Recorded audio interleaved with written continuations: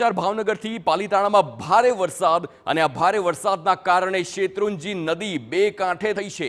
જેસર શિહોરમાં પડ્યો છે ભારે વરસાદ। નદીઓમાં નવા નીરથી નદી બે કાંઠે થઈ અને તેના કારણે શેત્રુંજી નદી હાલ બે કાંઠે થઈ હોય તેવા દ્રશ્યો પણ જોવા મળ્યા છે। નદીઓમાં નવા નીર આવ્યા અને પ્રથમ વરસાદમાં જ શેત્રુંજી નદી બે કાંઠે જોવા મળી રહી છે।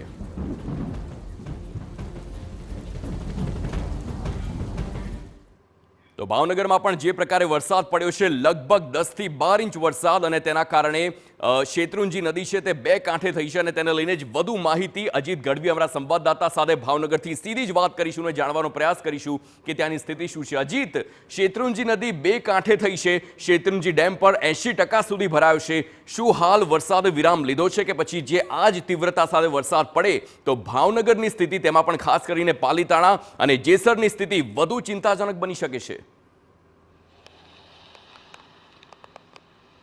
जी हार्दिक बात કરવામાં આવે તો ભાવનગરની અંદર શહેર અને જિલ્લામાં જો ખાસ વાત કરીને વાત કરીએ તો જિલ્લામાં પાલીતાણા, જેસર અને મહુવાથી સમગ્ર પટ્ટાની અંદર જે રીતે વરસાદ વરસી રહ્યો છે ત્યારે હું આપને દ્રશ્ય બતાવીશ કે આપ જોઈ શકો છો કે આ ભાવનગરની મોટા ભાગની નદીઓ છે, ચેક ડેમો છે તે તમામ અત્યારે ધીરે ધીરે છલકાઈ રહ્યા છે। અત્યારે અમે ઊભા છીએ વજાવળ જે નદી છે તે આ નદી પાસે આપ જોઈ શકો છો કે નદી બે કાંઠે જઈ રહી છે અને જે નદીના કિનારે કાંઠે આવેલા ગામો તેમાં પણ અમે અનેક ગામોની અંદર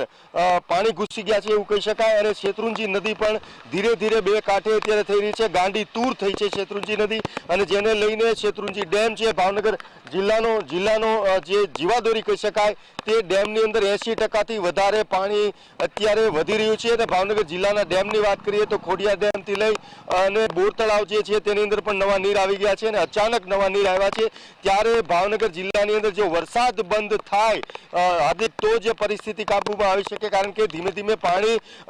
વધી રહ્યું છે અને સૌથી મોટી ચિંતાનો વિષય એ પણ કહી શકાય કે અમરેલીની અંદર આગળનો જિલ્લો છે તેને ઉપરવાસની અંદર પણ પાણી વરસાદ ભારે વરસી ચૂક્યો છે અને જેનું ઉપરવાસની અંદર ધારી અમરેલીનું પાણી પણ ભાવનગર જિલ્લાની આ નદીઓમાં શેત્રુંજી નદીથી લઈને તમામ નદીઓમાં જ્યારે આવતું હોય છે ત્યારે જો ઉપરવાસમાં પણ જો વરસાદ બંધ નહીં થાય અને ભાવનગર જિલ્લાની અંદર અત્યારે આપ જોઈ શકો છો વરસાદ શરૂ છે, જો વરસાદની આ જે માત્રા છે તે ધીમી ન પડે અથવા બંધ ન થાય અને જે આ પાણી છે ધીરે ધીરે ગામની અંદર ઓસરે અને આ જે નદી જે આપ જોઈ શકો છો બે કાંઠે જે અત્યારે ધસમસતું પાણીનો પ્રવાહ જે વહી રહ્યો છે તે પાણીની માત્રા જો ઓછી ન થાય તો ચોક્કસપણે આજુબાજુના કાંઠા પર આવેલા ગામો છે તેમાં પાણી ઘૂસવાની શક્યતા છે। અનેક ગામો છે તે સંપર્ક વિહોણા બની શકે છે અને તંત્રની પણ મુશ્કેલી વધી શકે છે અને મુશ્કેલી ખાસ કરીને ઢોર પશુઓમાં પણ મુશ્કેલી ઊભી થવાની પૂરેપૂરી શક્યતાઓ રહેલી છે। અને ખાસ કરીને જે વાત કરવામાં આવે તો જે જેસર પાલીતાણા ગ્રામ્ય વિસ્તારની અંદર પહેલી વાર એવું બન્યું છે કે ગામડાની અંદર જ વરસાદ સતત વરસી રહ્યો છે। શિહોરની અંદર અત્યારે સતત વરસાદ શરૂ છે, પાલીતાણાની અંદર અત્યારે અમે પાલીતાણાના ગ્રામ્ય વિસ્તારમાં જ ઊભા છીએ। આપ જોઈ શકો છો કે વરસાદ સતત વરસી રહ્યો છે અને નદીઓ છે જે નાના મોટા ચેક ડેમો છે તે તો મોટાભાગના ઓવરફ્લો થઈ ચૂક્યા છે અને અત્યારે નદીઓ છે તે ઉપરવાસમાં પાણી વરસાદ હોવાને લીધે ગાંડી તૂર બની છે અને